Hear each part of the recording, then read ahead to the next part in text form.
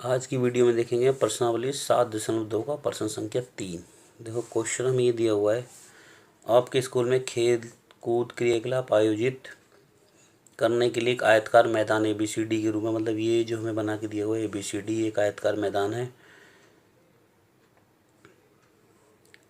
और चूने से परस्पर 1 मीटर की दूरी पर पंक्तियाँ बनाई गई। जो पंक्तियाँ बनी है चूने से बना रखी हैं 1-1 मीटर की दूरी पर।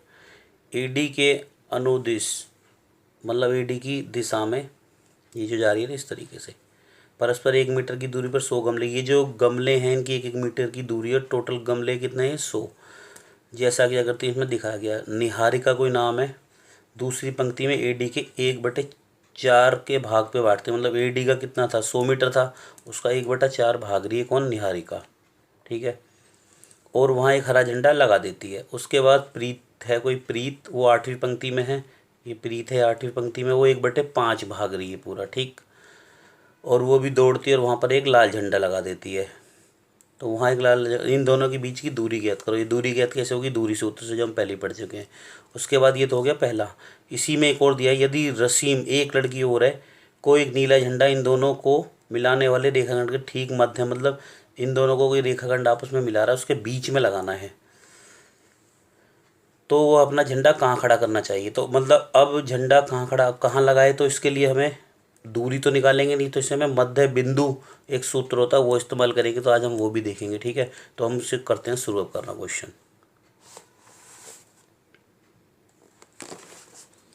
अब यहाँ पे सबसे पहले हम क्या लिखेंगे? यहाँ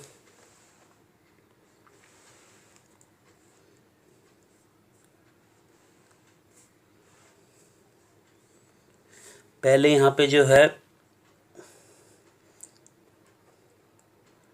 निहारिका, जिसको हम किससे शो कर देते हैं? N से। अब इसका क्या जो बिंदु आएगा वो क्या आएगा? देखो दूसरी पंक्ति में है तो इसलिए 2 आ गया एक तो, और दूसरा कितना आएगा? वो कितना दौड़ती है? वो 1/4। किसका? 100 मीटर का 1/4 दौड़ रही है। तो इसका क्या निकल के आएगा? 4 से इसको काट दो, 25। तो कितना आ गया हमारा? 2,25। ये निहारिका के आ गए।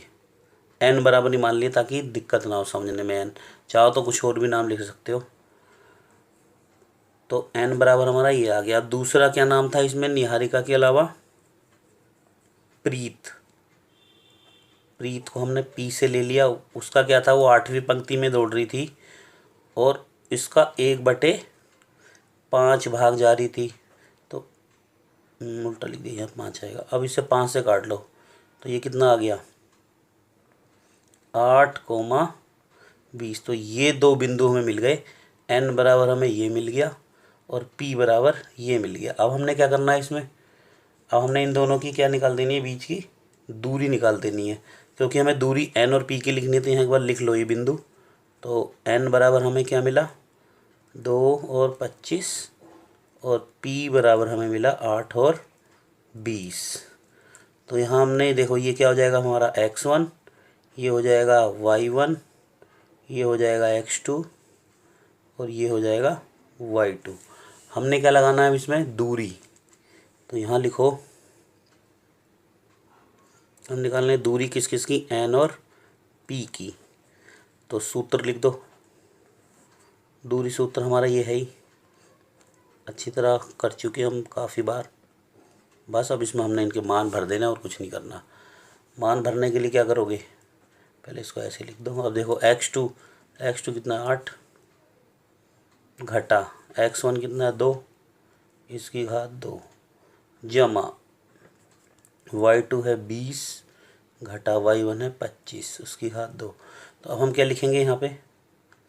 8 में से 2 गए, 6 की घात 2, जमा 25 में से 20 गए तो घटा के 5 बचे, क्योंकि घटा की संख्या बड़ी है। अब 6 की घात 2 का मतलब 6 गुणा 6 यानी 36, और 5 की घात 2 का मतलब 25।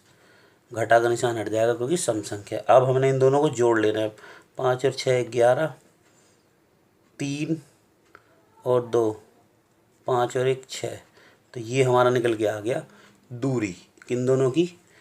निहारिका और प्रीत की। ये हमारा एक पार्ट खत्म। अब इसने दूसरे पार्ट में क्या समझाना चाहे, अब जरा इसको थोड़ा सा समझ लेते हैं। वो इन्होंने ये कहा है कि वो जो दूरी दोनों है, मान लो ये हमारा एक बिंदु है, ये इसको मिला रहा है, यहाँ पे तुम्हारी निहारिका है और यहाँ है प्रीत। अब जो ये दूसरी रसीम यानी आर है, इस ये बीचों बीच, एक बार देख लो क्वेश्चन में क्या बताया इसने, दूरी का क्या, यदि रस्सी को एक नीले झंडे इन दोनों को मिलाने वाले रेखाखंड के ठीक मध्य पर गाड़ना हो तो सबने कहाँ गाड़ना चाहिए, मतलब इसके बीच में कहाँ गाड़ना चाहिए ये पूछ रहे हैं वो। अभी हमने खाली पॉइंट समझने के लिए लिख लिया, इसका मतलब हमें बीच का क्या निकालना है, जो बीच का पॉइंट आता है उसे मध्य बिंदु कहते हैं। अब मध्य बिंदु के लिए तुम्हें ये सूत्र लगाना होगा, यहाँ लिख लेते हैं पहले हम, मध्य बिंदु सूत्र, ये समझाने के लिए फिर लगेगा बीच में। तो क्या होता है वो, x1 जमा x2 की घात 2 और y1 जमा y2 की घात 2, ये होता है हमारा मध्य सूत्र। अब हमने लगाना किस में होगा, तो निहारिका के जो निर्देशांक क्या थे, 2 और 25, और इसके क्या थे प्रीत के 8 और 20, तो बस निकाल दो, मध्य बिंदु लगा के निकाल देना है। तो मध्य बिंदु निकाल देते हैं, लिख दो यहाँ मध्य बिंदु, फार्मूला लिख दो एक बार और सूत्र, यानी x1 बटा x2 बटे में 2 और y1 जमा y2 बटे में 2। एक बार यहाँ ये बना लेते हैं ताकि समझने में आसानी। देखो यहाँ निहारिका थी, यहाँ प्रीत थी, हमें वो झंडा कहाँ लगाना है, बीचों बीच उसके पॉइंट आएंगे।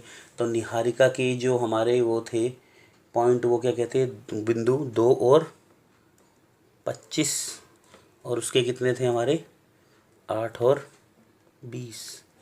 ये क्या है हमारा x1, ये है y1, ये है x2 और ये y2। बस अब इसे कर देते हैं।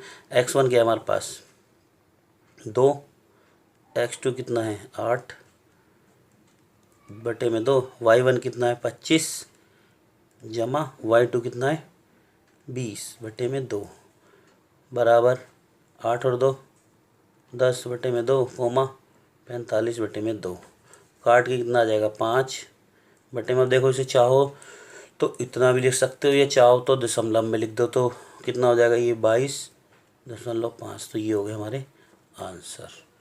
तो इस तरीके से ये हमारा क्वेश्चन ख़त्म हो जाएगा। अब इसका मतलब क्या हुआ, पहली क्या थी, उसे पांचवी पंक्ति में इतनी दूरी पर ये झंडा लगाना होगा, ठीक है ना। तो इस तरीके से हमारे प्रश्न होता समाप्त।